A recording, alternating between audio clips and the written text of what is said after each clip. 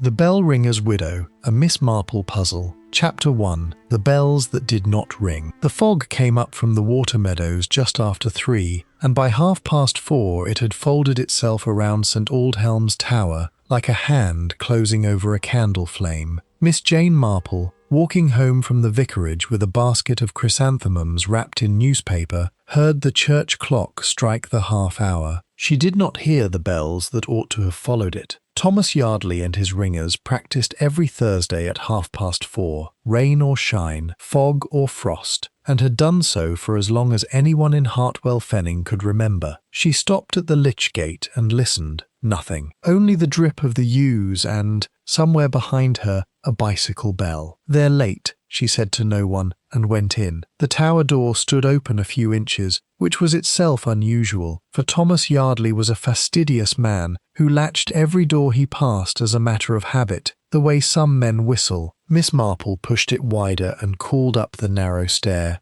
"Mr. Yardley, is anything the matter?" The only answer was the small, private sounds a church makes when it believes itself unwatched. A settling of old wood, a mouse somewhere in the vestry wall. She climbed 3 steps, 4, and then she saw him. Thomas Yardley lay at the foot of the belfry stairs with his head turned at an angle no living neck achieves, one hand still tangled loosely in the sally of the tenor rope where it had come to rest across his chest, as though he had reached for it as he fell and missed. Miss Marple did not scream. She had seen death before, and screaming, she privately felt, wasted time that was better spent being useful. She went for Constable Palk, and by 6 o'clock half the village knew, and by 7 the other half had improved upon it. Dr. Selwyn Cray arrived within the hour, black bag in hand, fog beading on his spectacles. He was a spare, grey-templed man of perhaps 55, new to Hartwell Fenning these 3 years, having taken over the practice from old Dr. Haverford on the latter's retirement to Bournemouth. He knelt by the body a long while, longer, Miss Marple thought, than a simple broken neck required. "A fall," he said at last, to Inspector Craddock, who had motored over from the county town,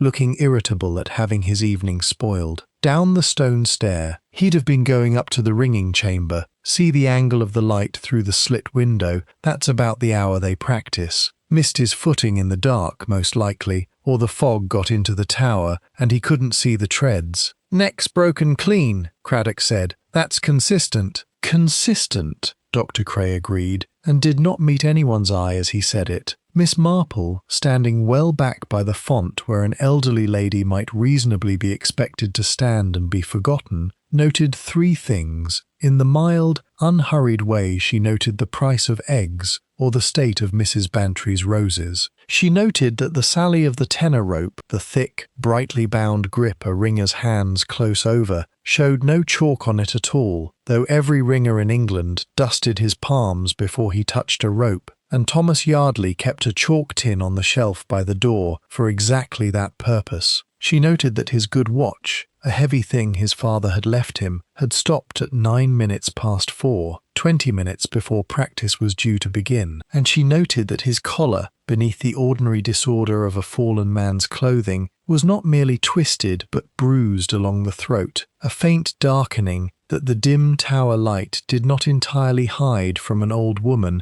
who had, over 80-odd years, learned to look at what was actually there rather than at what she expected to see. She said nothing of this to Inspector Craddock. She was quite certain he had not asked her opinion, and quite certain, too, that he would not welcome it uninvited. She only asked Constable Palk, in the mildest voice imaginable, whether anyone had thought to fetch poor Mrs. Yardley. Chapter 2. The Widow Takes Her Tea. Marjorie Yardley received the village's condolences the following afternoon with a composure that struck several of her callers as excessive and struck Miss Marple as merely exhausted. She was a tall woman of 42 or 3, handsome rather than pretty, with the kind of stillness that some people mistake for coldness, and others, more shrewdly, recognize as a great deal of feeling held very carefully in check. She poured tea for Mrs. Bantry, for the vicar's wife, for Miss Marple, with a hand that did not shake, and answered the same 3 questions. "How are you bearing up, my dear? Was there any warning? Will you stay at the cottage? with the same 3 careful answers, as though she had rehearsed them in the night, which Miss Marple privately suspected she had. "He was a careful man on those stairs," Marjorie said, when Mrs. Bantry ventured, not quite tactfully, that it seemed a strange sort of accident for such a sure-footed ringer. 30 years he'd gone up and down them. But the fog— She stopped and looked at her cup. "The fog does strange things to a man's footing." "Indeed it does," said Miss Marple comfortably. "I remember Colonel Bantry's uncle losing his way entirely on Barchester Common, in a fog no thicker than this one, and he'd walked it every day for 40 years. One's own feet can play one quite false." She sipped her tea. "Has your husband seemed at all troubled lately, Mrs. Yardley?" "Not himself?" Something crossed Marjorie Yardley's face. Not grief exactly, or not only grief. Miss Marple, who had spent a long lifetime watching faces across tea tables, thought it looked rather like the expression of a woman deciding, in the space of a heartbeat, how much of the truth was safe to spend. "He'd been odd this last fortnight," Marjorie admitted. "Short with people, short with me. He'd taken to walking up to the tower alone in the evening, when there was no practice at all, and staying an hour or more. I asked him once what he did up there,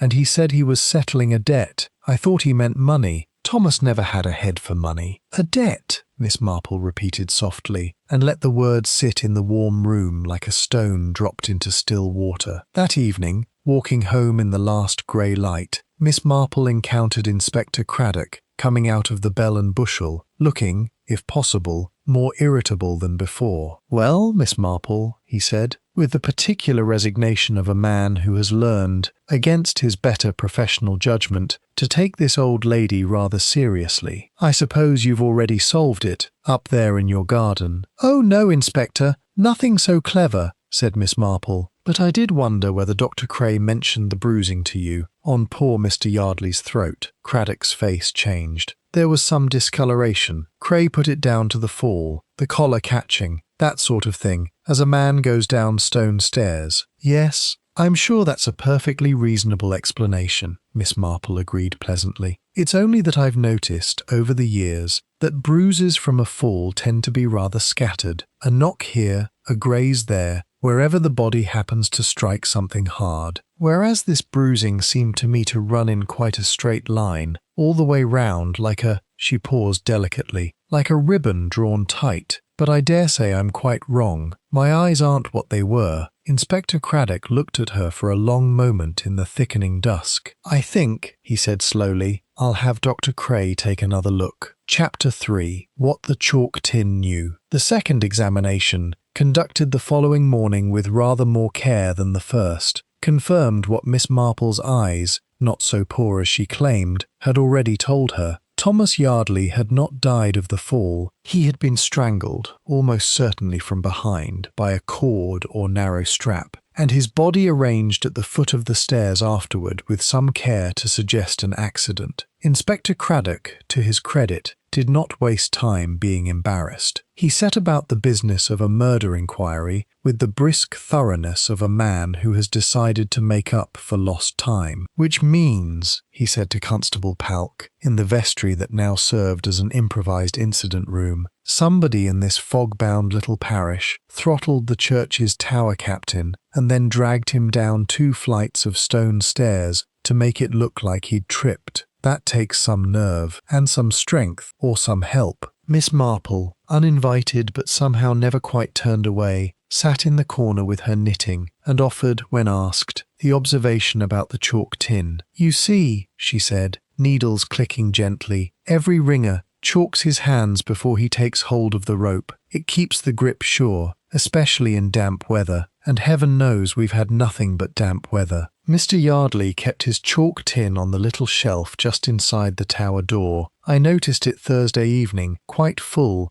with the lid off, as though someone had used it that day. But the sally of the rope, the part his hand would have gripped, going up to fetch a start on the practice, showed no chalk mark at all, not a trace. Which suggests to me, though I may be quite mistaken, that Mr. Yardley never reached that rope alive. He was already dead, or dying, before he ever got as far as the ringing chamber, and someone else arranged for him afterward to suggest he had." Craddock made a note. So the killer knew the ringing schedule, knew the tower would be empty until 4:30, and knew enough about bell ringing to think of the chalk, or not to think of it, which amounts to the same mistake. Or, said Miss Marple mildly, did not ring bells themselves, and so never thought of chalk at all. It is, I find, very often the ordinary habits people forget to fake that give them away. A woman who has never worn a wedding ring will hold her hand differently when she puts one on. A man who has never smoked a pipe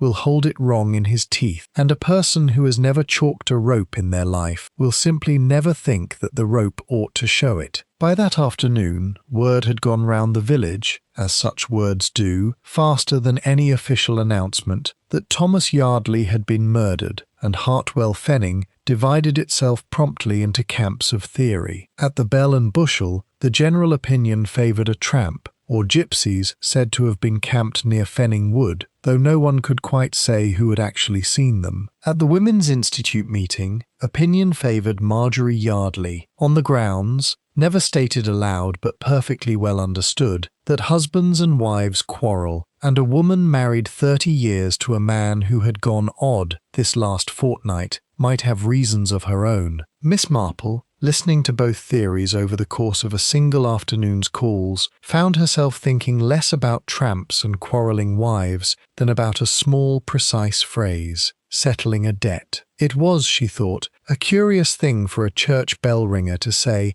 about an evening spent alone in his own tower. Chapter 4. The Organist's Silence. It was Miss Ottilie Vane, the church organist, who found Miss Marple in the churchyard 2 days later, arranging fresh chrysanthemums on the Yardley family plot, a kindness Marjorie herself had been too weary to perform. Miss Vane was a slight, precise woman of about 40, always beautifully though soberly dressed, who had come to Hartwell Fenning some 11 years before to take up the post of organist and choir directress, and had, in the manner of the truly reserved, become at once thoroughly known and thoroughly unknown to the village that had absorbed her. She played the organ exquisitely. She kept a small, tidy cottage with a small, tidy garden. She had, so far as anyone could say, no family, no history worth mentioning, and no visitors, a fact the village had long ago stopped remarking upon, the way one stops remarking upon a familiar piece of furniture. "It's a dreadful business," Miss Vane said, watching Miss Marple's gloved hands arrange the last of the flowers.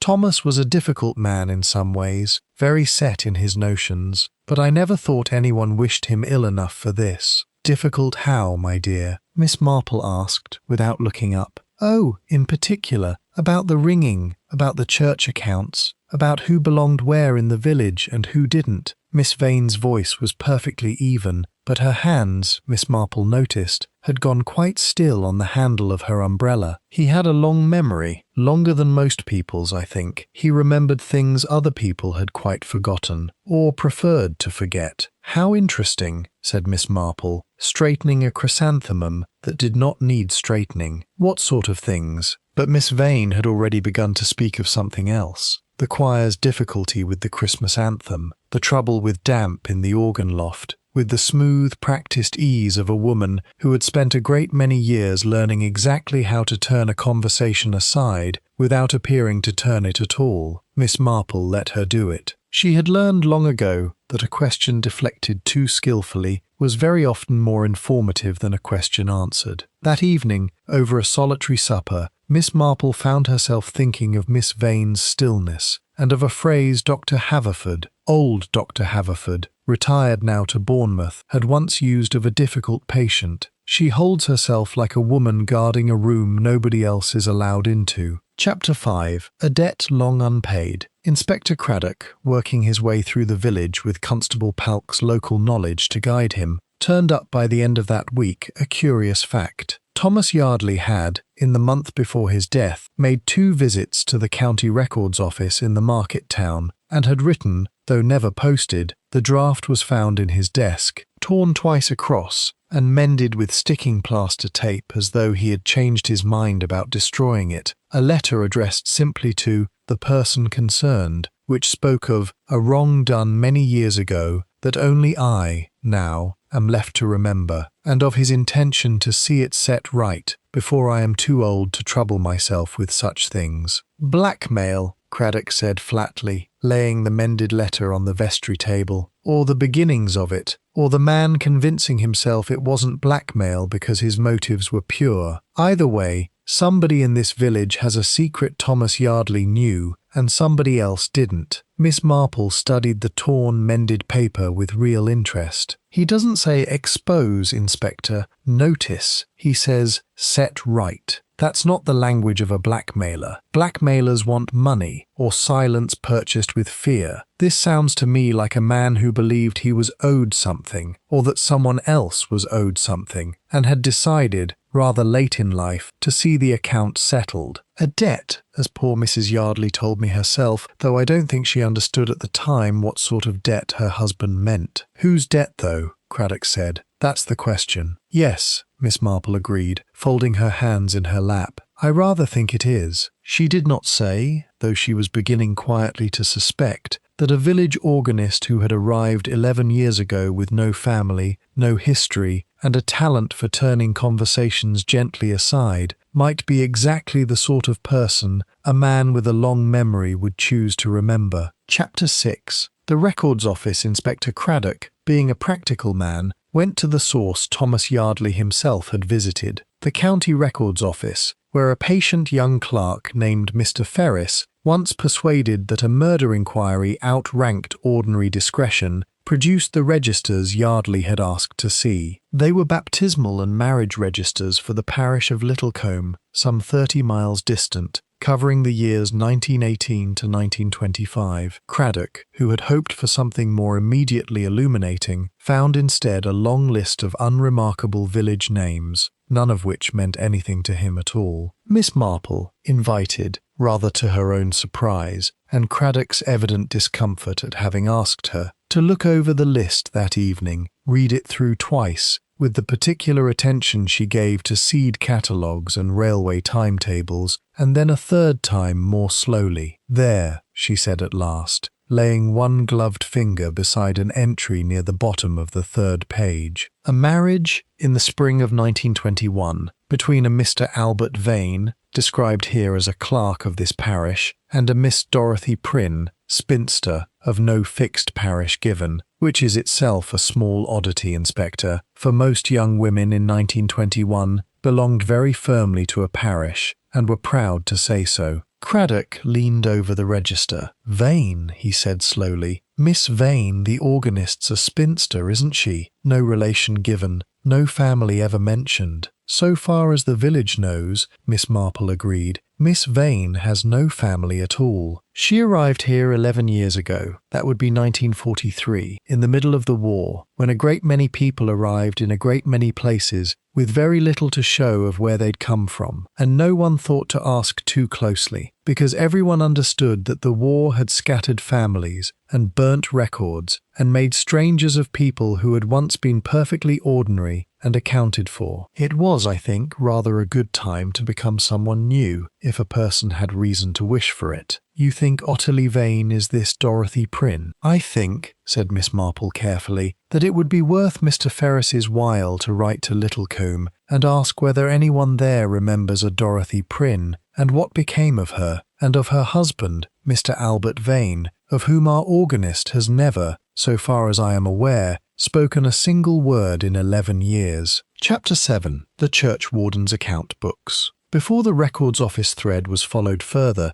Inspector Craddock had first to clear away a suspect the whole village had already convicted in its own mind. Harold Streep, the churchwarden, whose management of the parish accounts had been, for 2 years running, the subject of increasingly pointed remarks from Thomas Yardley at vestry meetings. He as good as accused me of dipping into the roof fund, Streep told Craddock, red-faced and defensive in his cramped little office above the ironmonger's shop he kept in the village. Said the figures didn't add up right. Said he meant to go over them line by line with the diocesan auditor. I'll not deny we had words. I'll not deny I'm glad, in a manner of speaking, not to have that hanging over me any longer. but I never laid a hand on the man. Miss Marple, who had been permitted to sit quietly through the interview at Craddock's now habitual sufferance, found the account books themselves more interesting than Mr. Streep's protestations. A careful hour with the columns, Craddock grumbling that this was a matter for a proper auditor, not an elderly lady with a fondness for figures, turned up nothing more sinister than the ordinary muddle of a well-meaning man who kept poor records, and had, in fact, been quietly making up a small shortfall from his own pocket rather than admit to carelessness. A guilty conscience over sixpences, Miss Marple observed, is a very different thing from a guilty conscience over a life, Inspector, though the two can wear remarkably similar faces to an outside eye. Mr. Streep's fear was of looking foolish before his neighbours. That is not, in my experience, a fear strong enough to walk a man up a dark tower stair with murder in his heart. Craddock somewhat reluctantly agreed, and Harold Streep was set aside, though not before the village had thoroughly enjoyed a full week of suspecting him, which Miss Marple noted was very often the way of these things. The loudest, most public quarrel seldom concealed the deepest wound. Chapter 8. A second silence. The answer, when it came 3 days later by return of post from the Littlecombe rector,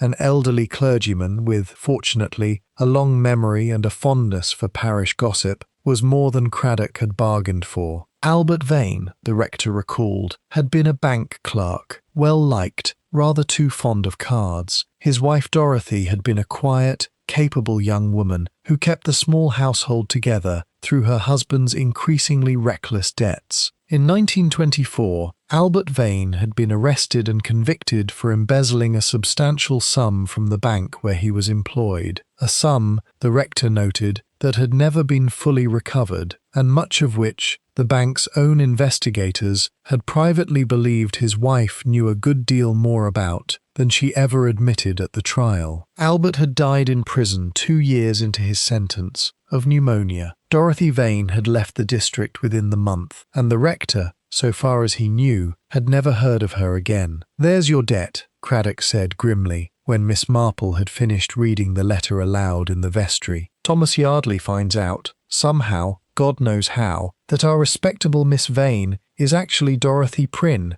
widow of a convicted embezzler, and very possibly party to the embezzlement herself. He decides to set it right." Meaning what? Expose her, force her to return money that was never found? Or, said Miss Marple slowly, meaning something rather more painful still, consider, Inspector, if the money was never recovered, and Dorothy Vane knew where it was, or had some part of it still, she could not simply hand it back after 30 years without confessing everything, and losing everything she has built here, a respectable name, a respected position, a place in a community that trusts her absolutely and has done so for 11 years without a single question asked. That is not a small thing to a woman who has nothing else. Enough to kill for. I have found, in a long life, said Miss Marple, folding her letter with great precision, that people do not generally kill to protect money. They kill to protect themselves, the person they have made themselves into, at whatever cost,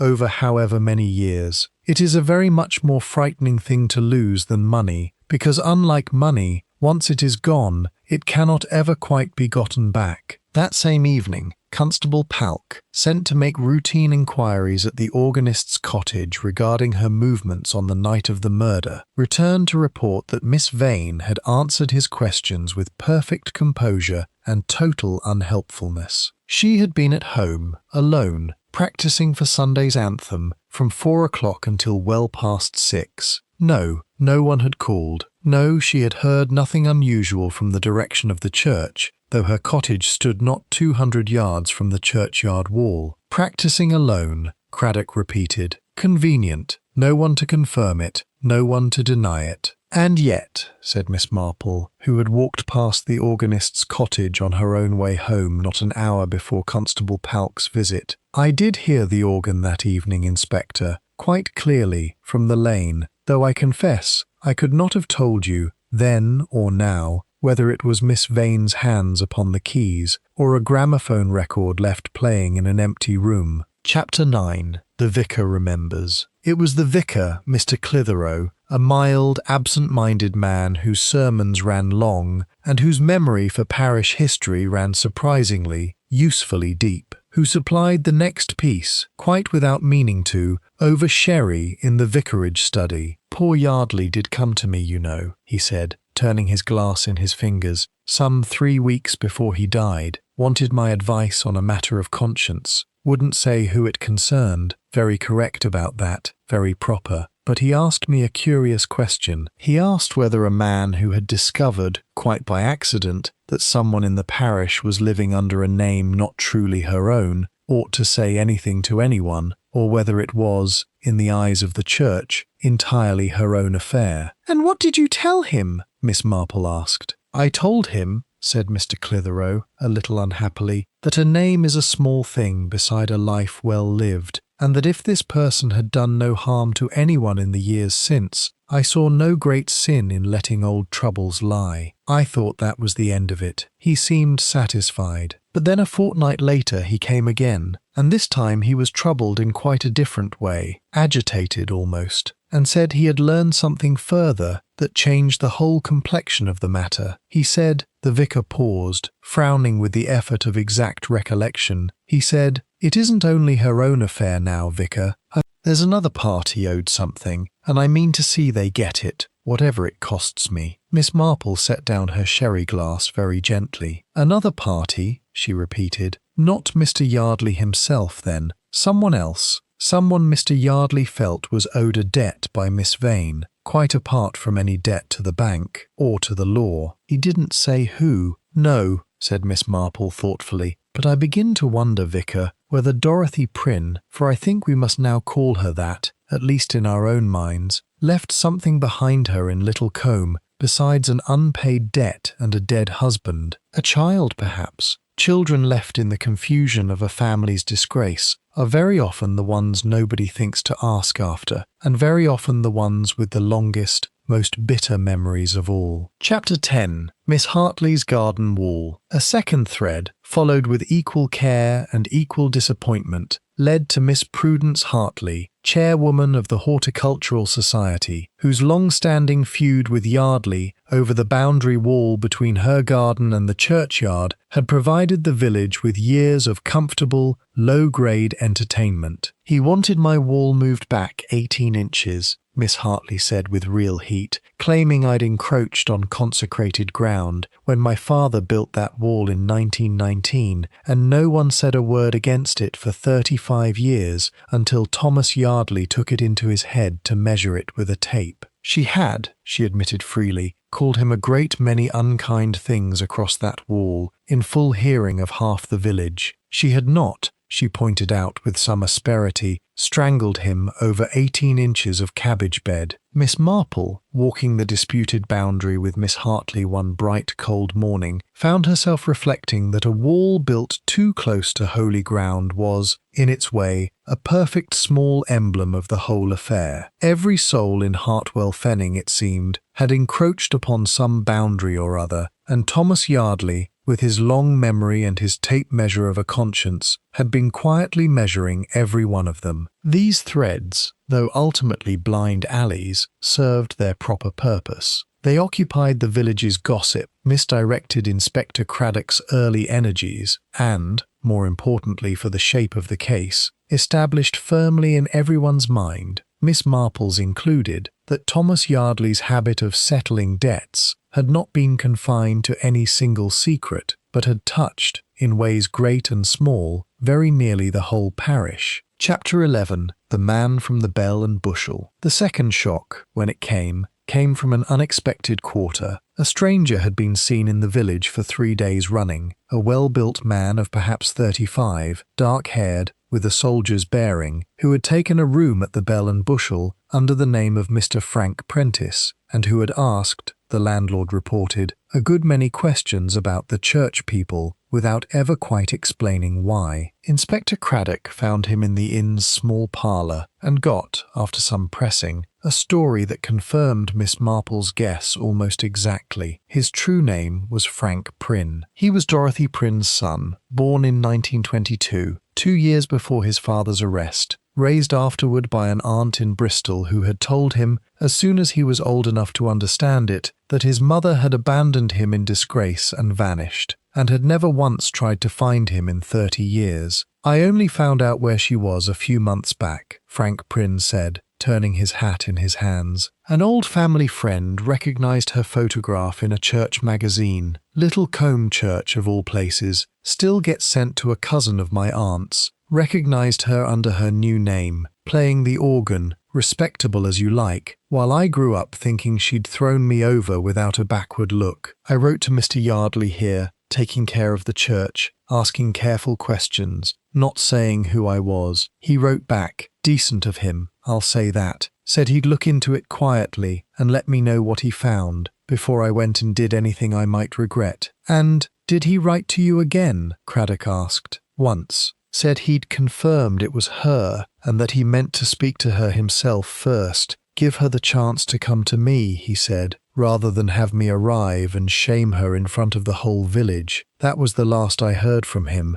Then I read in the paper he was dead, and I came down to see for myself what had happened and whether—" He stopped. "Whether your mother had anything to do with it," Craddock finished. Frank Prynne did not answer. He did not need to. Miss Marple, hearing the full account from Craddock that evening, sat for a long while in silence with her knitting quite still in her lap. "So Mr. Yardley meant no harm to her at all," she said finally. "Quite the opposite. He meant to give her the chance to make her peace with her own son, gently, in her own time, before the son arrived and forced the matter. That is, I think, a very great kindness, and a very dangerous one, Inspector, for a woman who has spent 11 years believing that the past was safely, permanently buried. To such a person, even a kindness meant to help her can feel exactly like a threat meant to destroy her. She would not have known his true intention. She would only have known that a man who held her whole secret in his hands had begun, at last, to act upon it. So she killed him to stop him talking, before he could tell the son, or the village, or anyone." "Perhaps," said Miss Marple, "or perhaps not quite that. I keep coming back, Inspector, to the chalk tin, and to something Miss Vane herself said to me in the churchyard about Mr. Yardley having a long memory for things other people had quite forgotten or preferred to forget. I wonder whether we have not yet asked the right question at all, which is, whether Miss Vane was the only person in Hartwell Fenning," said Miss Marple slowly, "with something Mr. Yardley's long memory had unearthed." Chapter 12. Dr. Cray's Second Opinion. It was a small thing, in the end, that turned Miss Marple's attention where it properly belonged. A small thing, as such things so often were. She had gone to Dr. Cray's surgery about her own trifling complaint. A touch of rheumatism worsened by the autumn damp, and while she waited she fell to talking, as she did with almost everyone, about poor Mr. Yardley, and about the strange business of Miss Vane. "A dreadful thing to have hanging over a person for 30 years, she said, watching the doctor's face with mild, grandmotherly interest as he wrote out her prescription. "One wonders how anyone bears the strain of it, the constant small carefulness. Never a slip, never a moment's forgetting who one is meant to be." Dr. Cray's pen paused, very briefly, on the paper. "I imagine it becomes second nature, in time," he said, and his voice, Miss Marple thought, was a shade too carefully even. "People adapt to a great deal, given enough years." "Oh, I'm sure you're right," said Miss Marple comfortably. "You would know better than most, Dr. Cray, being new to the district yourself. What was it, 3 years now? One forgets how recently some of our most trusted faces arrived among us. It quite feels, sometimes, as though everyone has always been here." She watched him fold the prescription with hands that were, for just a moment, not quite steady, and thanked him very sweetly, and went home to think. That evening she wrote, in her small, neat hand, a short list of names in the back of her knitting pattern book, a habit of hers when a problem wanted sorting, and beside Dr. Cray's name she wrote a single word, "when." For it had occurred to Miss Marple, turning the matter over as she turned her needles, that a man's medical examination of a body found at the foot of a stair is a very great position of trust indeed. Trust enough, perhaps, to declare an accident where a colder eye might have seen a murder from the very first hour, had that colder eye not had reasons of its own, quite separate from Dorothy Prynne's, for wishing the matter closed quickly and quietly. Chapter 13. The Old Dispensary Books. Miss Marple's inquiries, conducted as always with an appearance of harmless village curiosity that concealed a very exact purpose, took her next to old Dr. Haverford, retired now to a small bright flat in Bournemouth, whom she visited under the perfectly true pretext of an old friendship renewed. "Cray," Dr. Haverford said, over tea in his sunlit sitting-room, with the pleased surprise of a man given the chance to reminisce. "Good doctor. Bought the practice fair and square, all the papers in order, though I never did meet him before the sale went through. Did it all through solicitors, which I thought a little odd at the time, but there was a war on, or just after it, and everyone did things by post in those days that they'd have done face-to-face before." "Did you know his predecessor at all?" Miss Marple asked, pouring more tea. "The doctor he trained under, or worked with, before he came to you?" "Can't say I did. He'd been in the medical corps during the war," he said. "A great many young doctors were, of course, quite understandable gaps in the record from those years. I never thought to press him on it. One doesn't, with a colleague, and there was such a shortage of good men just then that I was only too glad of a proper qualified doctor willing to take on a country practice." Dr. Haverford paused, his cup halfway to his lips. "Why do you ask, my dear Jane? You've that particular look about you. I remember it from the business of the poisoned chocolates, years ago." "I am only wondering," said Miss Marple, "whether Dr. Cray's medical qualifications were ever quite so thoroughly examined as one might have wished, given how very convenient his first opinion on Mr. Yardley's death turned out to be." She left Bournemouth an hour later with a name and a date, the medical school Cray claimed, and the year he claimed to have qualified, carefully noted in her book, and a growing, quiet certainty that Hartwell Fenning harboured not one carefully guarded secret, but two, and that Thomas Yardley's long memory and his fatal habit of settling debts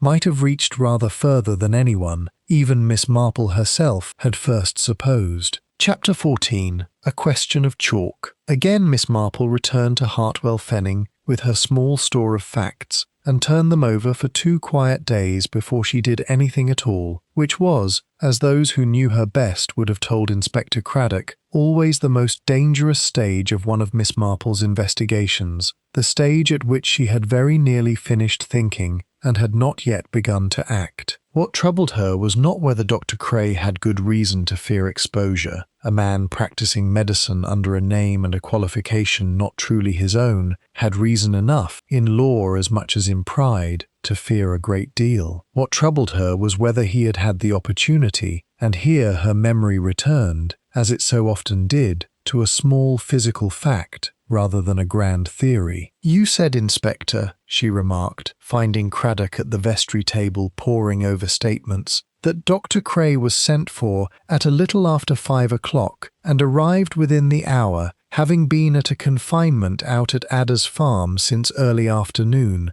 But I wonder whether anyone has actually confirmed how long that confinement took, or precisely when he left the farm." Craddock, to his credit, sent Palk to Adder's Farm within the hour, and the answer came back before supper. The Adder baby had been safely delivered by 3:30, and Dr. Cray had stayed only a further quarter hour to see mother and child settled, leaving the farm, by the farmer's own clear account, for he had walked the doctor to his car himself, at a few minutes before 4 o'clock. "Which gives him," Miss Marple said, when Craddock brought her the news, "very nearly an hour unaccounted for, Inspector, between leaving Adder's Farm and being sent for at the church. An hour in which the fog was thick enough to hide a car on the lane behind the churchyard from anyone who was not specifically looking for it, and in which Mr. Yardley, we may suppose, was already walking up to his tower, alone, as had become his recent habit, quite unaware that someone with a very particular reason to stop his long memory forever knew exactly where to find him." Chapter 15. The Vicarage Gathering. Miss Marple's quiet test, when she proposed it to Inspector Craddock, struck him at first as a fragile thing to build a murder case upon.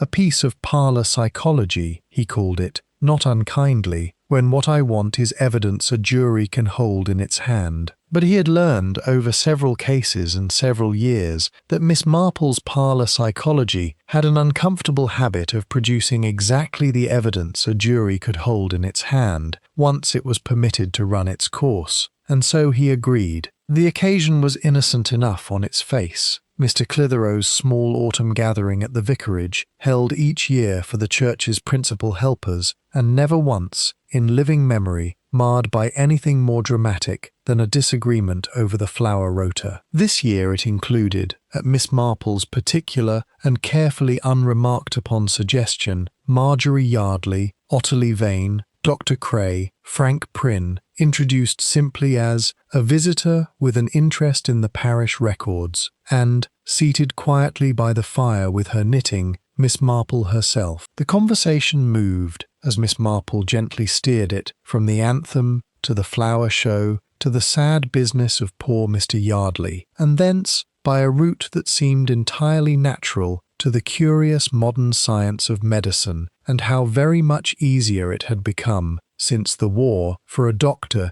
to establish a new practice. "It's remarkable, really," Miss Marple said, to the room at large, her needles never pausing, "how thoroughly the war scattered all our old certainties about who people were and where they came from. I was saying to Dr. Haverford only last week, you'll remember him, Dr. Cray, your predecessor, how little he actually knew of your history before you took over his practice. He said it was all done through solicitors. He never once, in all these years, thought to write to your old medical school and ask after you directly. One simply trusted, in those days. It seems almost innocent of us now." She said it lightly, comfortably, the way one might mention the weather, and watched, over the rim of her spectacles, as Dr. Cray's hand, lifting his teacup, went very still indeed, the cup arrested halfway to his lips for a fraction of a second too long before he set it down, untouched, upon its saucer. "I'm sure Dr. Haverford could write to my old school any time he liked," Cray said, and his voice was perfectly level, but Miss Marple, who had spent a lifetime listening to voices held perfectly level by great effort, heard the effort in it, as plainly as if he had shouted, "Oh, I'm sure he could," Miss Marple agreed pleasantly, "though I understand from Mr. Yardley's own notes, he kept such careful notes, didn't he, on all manner of things, that someone had already begun making just such an inquiry some weeks before he died." Chapter 16. The Mask Slips. The room had gone very quiet. Marjorie Yardley looked from Miss Marple to Dr. Cray with a dawning, uncertain understanding. Ottilie Vane, who had come to the gathering braced for her own exposure and had not expected the conversation to turn elsewhere, sat frozen in a different kind of astonishment. Frank Prynne watched with the sharp, wary attention of a man who had come looking for one truth and found himself present at the unearthing of another. "I don't know what you're implying, Miss Marple," Dr. Cray said, and rose, rather too abruptly, from his chair. "If you have some accusation to make, I suggest you make it to the police, and not at a vicarage tea party." "The inspector is quite aware of my thoughts on the matter," Miss Marple said, without looking up from her knitting. "I only wondered, Dr. Cray, whether you would care to tell us yourself what became of the real Dr. Selwyn Cray, the man whose medical school records Mr. Yardley was so carefully inquiring after, and whose name, I rather think, was never truly your own to begin with." For a moment it seemed he might simply walk out, and indeed he took a step toward the door, where Inspector Craddock, who had been standing quietly in the hall throughout the entire conversation, moved to fill the doorway without a word. Something in Dr. Cray seemed to give way then, all at once, the way a held breath gives way, not with violence, but with a kind of terrible exhaustion, as though 11 years of careful watchfulness had finally proved too heavy a thing to carry a moment longer. "His name was Selwyn Cray," he said, very quietly, into the silent room. "He died in a field hospital in Italy in 1944, of wounds I could not save him from, though God knows I tried. We had trained together. We looked not unlike each other, as it happened, enough alike that when the records were confused in the chaos of that retreat, and his papers came to me instead of to the men who should have sent them home to his people, I found I had, in one terrible night, the opportunity to become a fully qualified doctor instead of the half-trained orderly I actually was. I had wanted to be a doctor my whole life. I had failed my final examinations twice, through no fault but my own poor nerves under pressure. I could diagnose, I could treat. I had every real skill but the paper to prove it. And there, suddenly, was the paper, unclaimed, and no one left alive who could say it was not mine. Chapter 17. The Full Account. You have practiced as a physician for over a decade, Craddock said, coming into the room now, on a dead man's qualifications. I have practiced well, Cray said, with a flash of something that might, in another man, have been pride. Ask anyone in this parish. Ask the mothers whose children I've delivered, the old men whose hearts I've kept beating past all reasonable expectations. I never lost a patient I might have saved with proper training I did not truly have. I was careful. I studied at night for years, until I knew as much as any qualified man, more than most. I told myself the paper was only a formality I had been unjustly denied by nerves, and that the real Selwyn Cray, who had no family left to grieve a stolen name, would not have begrudged me the use of it. And Thomas Yardley found out, Miss Marple said gently. He found out because he had a long memory and an old friend in the War Office who owed him a favour from their army days together, and because he was the sort of man who, once he began pulling at a thread, could not leave it alone until the whole garment came apart in his hands. Cray's voice had gone flat now, drained of everything but a kind of weary honesty. He came to me a fortnight before he died. He was not cruel about it, I'll say that for him, even now. He said he understood why I'd done it, that he'd seen good men broken by nerves who were fine doctors otherwise, and that he didn't wish to see the whole village lose a doctor it trusted and needed. He said he only wanted me to go to the General Medical Council myself, quietly, and explain the circumstances, and let them decide whether I might be permitted to sit the examinations properly at last, under my own name, and continue honestly. He gave me a fortnight to make my own arrangements before he felt bound, in conscience, to write to the council himself. And you could not risk it, Miss Marple said. Whatever mercy the council might have shown you, the scandal alone would have ended everything. Your practice, your place here, the trust of every family in this parish, who has depended on you for 3 years, believing you were exactly what you claimed to be. And so when you learned, that Thursday, that his fortnight's grace was very nearly up, I went to the tower to ask for a little more time, Cray said. Only that, I swear it. I found him alone, going up to sit and think, as he'd taken to doing, and I asked him, and he said no, he'd made up his mind. He owed it to the truth of things, and he wouldn't be moved. And he stopped. His hands, Miss Marple noticed, had begun, at last, to shake. I don't fully remember deciding to do it. I remember my hands on his collar, and I remember thinking, quite clearly, in the middle of it, that a doctor knows exactly how much pressure a man's throat can bear before it cannot bear it any longer, and that I ought to know, better than any man alive, precisely how to stop, and that I did not stop. Chapter 18. The Fall Explained. You arranged him at the foot of the stairs, Craddock said. I am a doctor, Cray said, with something like bitter irony in the word. I know exactly what a fall down stone stairs does to a body, and how to make one thing resemble the other closely enough to survive a first examination, if the examiner is not looking too hard for anything but an accident, and who, in a quiet village, examines a bell ringer's fall too hard, if the doctor called to the scene tells them there is nothing else to see. Except the chalk, Miss Marple said quietly. You knew, I think, that ringers dusted their hands before they took hold of a rope, but you did not think to chalk his hands yourself, because you are not a ringer, and it would never have occurred to you, in the shock and haste of that hour, that the absence of a mark could speak as plainly as its presence. No, Cray said. I never thought of it at all. There was a long silence in the vicarage sitting-room. Marjorie Yardley had begun, quietly, to cry. Not, Miss Marple thought, for the man who had killed her husband, but for the plain, sad waste of the whole business, the needless collision of two people each guarding a secret, neither one truly wishing the other harm, and the whole affair somehow tumbling nonetheless into tragedy. I never meant it, Cray said again, to no one in particular,